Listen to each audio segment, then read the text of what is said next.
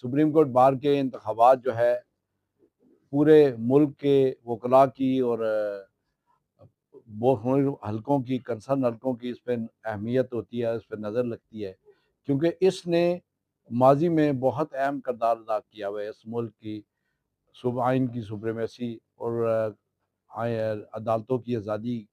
के लिए बड़ा अहम किरदार अदा किया रहा है और अवाम ने इसकी जो है तईद भी करती रही है। जब 2007 का वो वक्त है कि जब पीसीओ नाफज हुआ तो इस सुप्रीम कोर्ट के बार की कॉल पर ही एक बहुत बड़ी तहरीक उठी, जिसके नतीजे में एक डिक्टेटर को जाना भी पड़ा और जजेस को बहाल भी करना पड़ा। और फिर मुख्तलिफ अदवार में हमने देखा कि इस जुडिशरी की जो इंडिपेंडेंस है उसको कॉम्प्रोमाइज़ करने की कोशिश की गई और पिछले अरसे में हमने देख लिया है कि अदालतों को 26वीं आइनी तरमीम के बाद से एक पीसीओ के ज़रिए नहीं, किसी मार्शल लॉ के ज़रिए नहीं, बल्कि एक कॉन्स्टिट्यूशन की ऐसी अमेंडमेंट के जो बेसिक स्ट्रक्चर और फीचर के ख़िलाफ़ है, उसको एक मुतनाज़ा तरह की एक जजमेंट के जो मुतनाज़ा तरह की अमेंडमेंट जो है उसको ज़रिए उस कंट्रोल किया गया और जिसमें 175A3 जो कॉन्स्टिट्यूशन की वायरी है उसको भी नलीफाई किया गया और उसमें बुनियादी जो फीचर्स ऑफ कॉन्स्टिट्यूशन है उसको भी नेगेट किया गया। और अब हम ये देख रहे हैं कि पिछली साल जब इंतखाबात हुए थे तो उस वक्त 26 अमेंडमेंट इंट्रोड्यूस हुई थी, लेकिन इसकी जो इम्प्लीकेशंस हैं या उसकी बदनुमा शक्ल जो है वो अब इंतखाबात में हमारे सामने आई पड़ी है कि हम देख रहे हैं कि आए रोज़ जजेस की अपॉइंटमेंट किस तरह हो रही है, वो जो पॉलिटिशियंस हैं वो किस तरह से by majority supreme judicial council के अंदर फैसले कर रहे हैं और जजेस की परफॉर्मेंस भी और उनका रोस्टर भी और सब कानून साजी उसके मुताबिक हो रही है और ट्रांसफ़र ऑफ जजेस हो रही है और उसके बारे में चीफ जस्टिस की तकर्री भी अब वोटों के ज़रिए होने लगी हैं। ये सारा अमल जो है इसने हमारे जुडिशल सिस्टम को बुरी तरह से हिला के रख दिया है और इसके अलावा हम महसूस करते हैं कि वकील होने की हैसियत से कि इसने हमारे प्रोफेशन को भी बहुत नेगेट किया है और हमारे प्रोफेशन में आम वकील जो है इससे इरेलीवेंट होता जा रहा है, क्योंकि अभी ताकतवर हलके जो हैं जिन्होंने जजेस की अपॉइंटमेंट करनी है वो लोग ज़्यादा कंसर्न हो गए हैं और लोग अब उनके पास ज़्यादा जाना पसंद करते हैं और उनके ज़रिए जजेस जो जिनको मजबूर किया जाता है, जो जजेस के जो इस वक्त मकाम है वो एक नौकरी पेशा मकाम बन चुका है और उसकी वजह से यहाँ हमारे लिए एक वकील होने की हैसियत से ये ज़िम्मेदारियाँ आन पड़ी हैं कि हम इस मुल्क की इंडिपेंडेंट जुडिशरी के लिए काम करें। लेकिन ये सारी बातें अपनी जगह पे, हम ये समझते हैं कि 26वीं तरमीम बनाने वालों ने इसके साथ जो है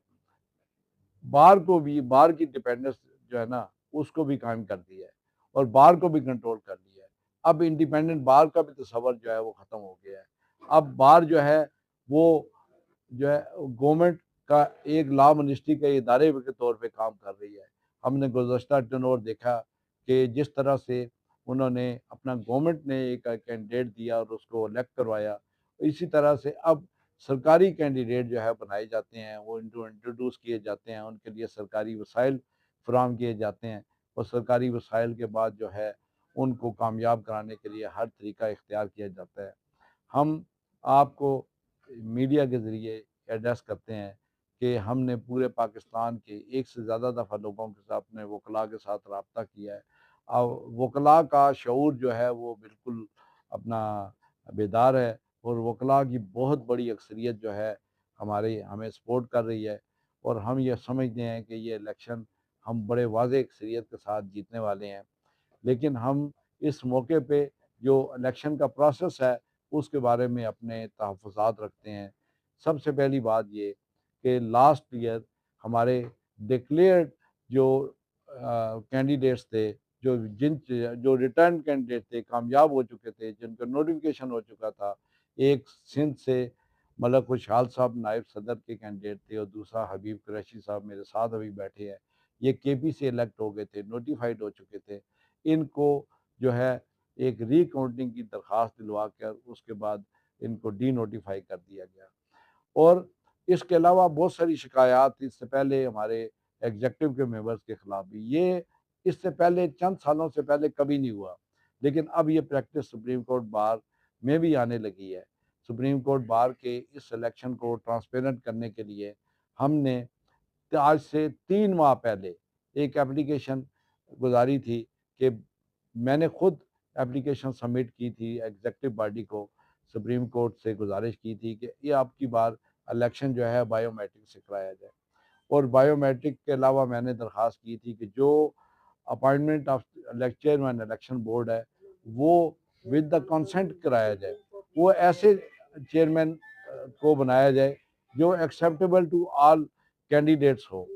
लेकिन वो मेरी एप्लीकेशन डिले करते करते करते बिल आखिर ऐसा हुआ कि उसको बिल्कुल चंद दिन पहले जिस दिन इलेक्शन स्केड्यूल का ऐलान हुआ उस दिन उसको रिजेक्ट कर दिया गया। मेरी एप्लीकेशन तो रिजेक्ट कर दी गई, मेरे पास कोई इम्प्यूमेंट ऑर्डर भी नहीं था कि मैं उसको कोर्ट में चैलेंज कर सकूं। और नतीजा ये हुआ कि हमें जो है इस बात पे कंस्ट्रेन किया गया कि हम उन्हीं के बनाए हुए तरीक़ाकार, उन्हीं के वज़ा करदा जो कवायद ज़वाबत है उसके मुताबिक इलेक्शन लड़ें। और फिर ये कि हमें हमारे जो अपना ग्रुप से तल्लक रखने वाले मेंबरान हैं, सेक्रेटरी साहब हैं और बाकी एग्जेक्टिव मेंबरान हैं,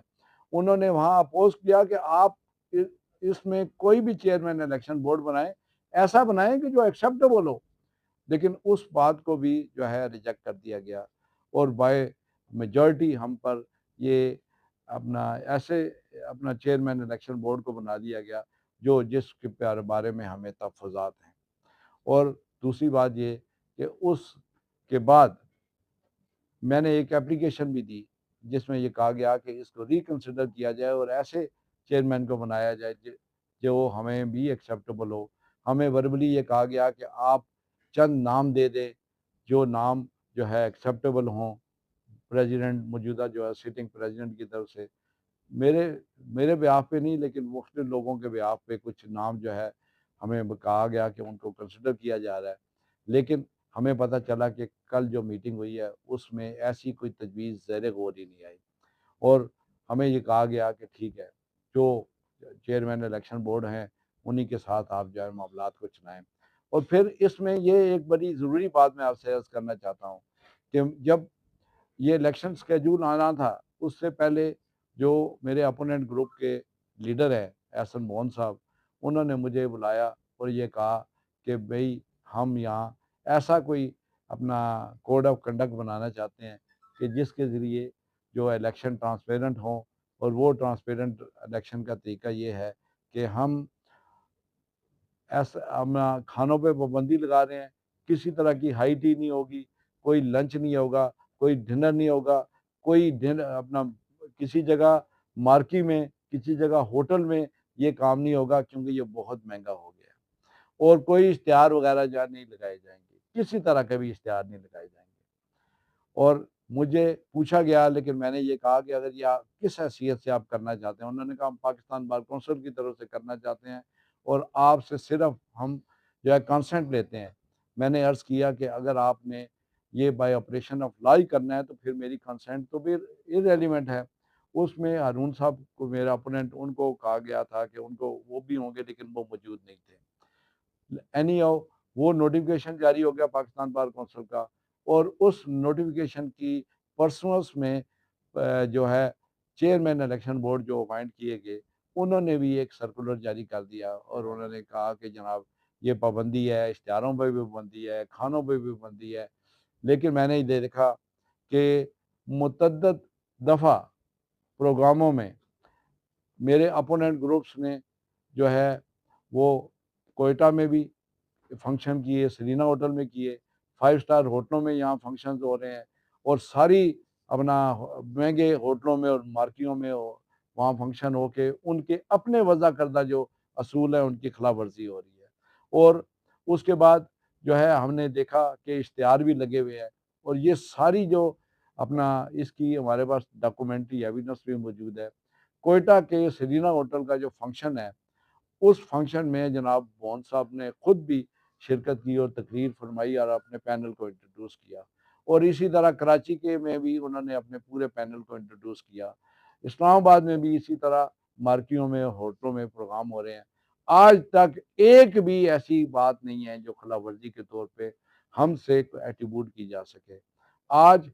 नॉमिनेशन पेपर जमा करवाते वक़्त एक इज़ाफ़ी तौर पे जो पिछली दफ़ा नहीं था, इस दफ़ा तकाज़ा ये किया गया कि आप एक डिक्लेरेशन देंगे कि जो हमने पाबंदी लगाई है खानों पे, इश्तिहारों पे, उसको पाबंदी करेंगे। मैंने उसके बारे में अपने तहफ़्फ़ुज़ात का इज़हार किया, तो हमें ये कहा गया कि नहीं, ये जो है ना हाई टी जो है हो सकती है और होटलों में करें या कहीं करें। मैंने इसको मुतज़ाद जानता हूँ और आज उनको भी कहा और मीडिया के ज़रिए भी कहता हूँ कि आप इसके बारे में वज़ाहत करें। मेरा मुतालबा ये है कि हमारे अपोनेंट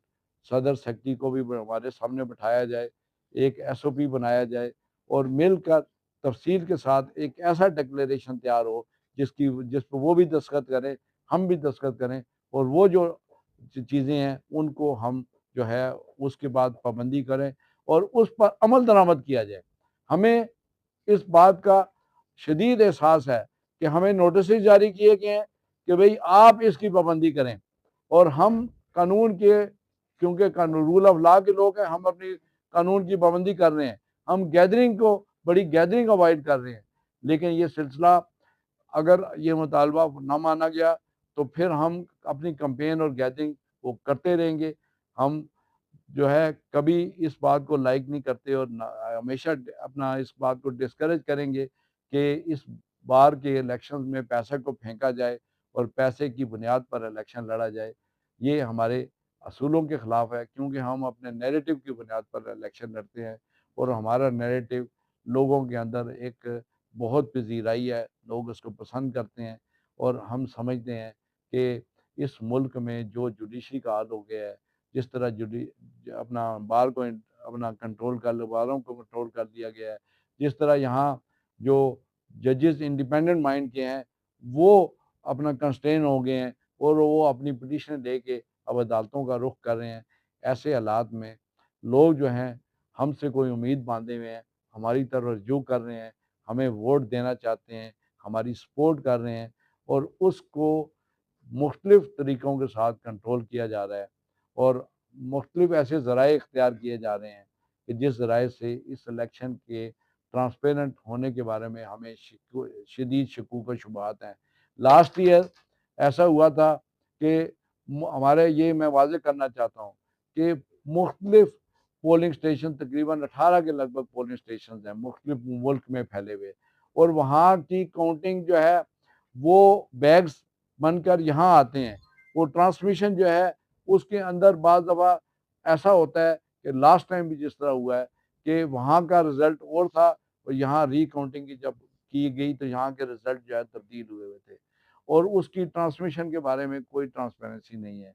हमें अपने तहफ़्फ़ुज़ात के साथ हम इलेक्शन लड़ने जा रहे हैं। हम इलेक्शन से नहीं भाग रहे, हम फिर भी इलेक्शन के साथ हैं और इलेक्शन लड़ रहे हैं। लेकिन अपने जो तहफ़्फ़ुज़ात हैं उसका इज़हार कर रहे हैं और आज ऑन रिकॉर्ड ये बात कर रहे हैं कि ये सारी चीज़ें आज कह रहे हैं कि ये हम फ़ोरकास्ट कर रहे हैं। इसका अगर ये कहते हैं कि वाक़तन हम ट्रांसपेरेंट इलेक्शन कराना चाहते हैं, वाक़तन हमने ये कोड ऑफ कंडक्ट दिया है, उसको वो वाक़तन ठीक है, तो फिर उसकी पासदारी सबसे पहले उनको पाबंदी खुद इख्तियार करनी चाहिए, जिन्होंने ये इंट्रोड्यूस किया है और हमें भी मुतमईन किया जाए कि ये इलेक्शन ट्रांसपेरेंट है, हमें भी ऑन बोर्ड लिया जाए, हमें भी जो है हमारे तहफ़्फ़ुज़ात को ख़त्म किया जाए। बहुत-बहुत शुक्रिया।